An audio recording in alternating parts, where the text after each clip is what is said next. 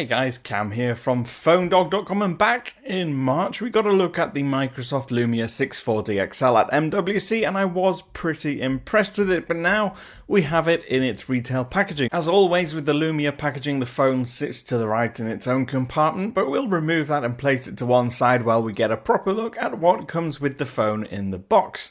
Now first up is the battery. This is a removable battery. It's 3000 milliamp hours, which should give you plenty of standby time. Of course, comes with Microsoft's branding on the outside. We also get the usual quick start guide, which is really easy to get through and shows you all the stuff that you need to know to get your device set up. You also get a power adapter, and usually it doesn't have a USB output. It's just a regular power adapter like the old days. But we're going to put everything back in the box and get our first look at the device itself. Like most Lumias, it does contrast the black glass on the front with a plastic rear cover. This one is the white model. It's a white matte finish. It's really nice, soft touch finish, and it's not shiny at all. It does feel really nice. It obviously comes in other colors as well, but to get the battery in, we have to remove the rear shell off. And you do it just by prizing it open from the bottom, and then we can just pop the battery in, connecting it to those golden connector points. But we also have a port for the micro SIM card and a micro SD card. Now actually taking the rear shell off and putting it back on again isn't very difficult at all, but once on it sort of feels like it belongs. It doesn't look like it's a two-part device. Now on the back we have a camera. This is a 13 megapixel Carl Zeiss lens capable of shooting 1080p video, and you can see it's got a slight protrusion out the back. There's also a single LED flash. Now on the bottom edge is the micro USB port. On the top we have a 3.5mm headphone jack. On the front is the 5 megapixel front facing camera.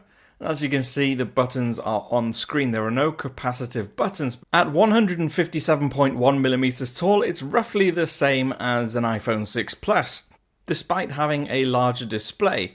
It is noticeably thicker than both the 6 Plus and the Note 4, but it's still only 9mm thin. Now on the front is a 5.7-inch LCD display. Now this is 720 by 1280, so those of you who like really sharp displays might be a little bit disappointed with the 259 pixels per inch on this. Powering the device on the inside is a Qualcomm 400 quad-core 1.2 GHz chip. Also has 1GB of RAM and 8GB of storage, but like I already showed you, there is a micro SD card, and you can expand it up to 128GB.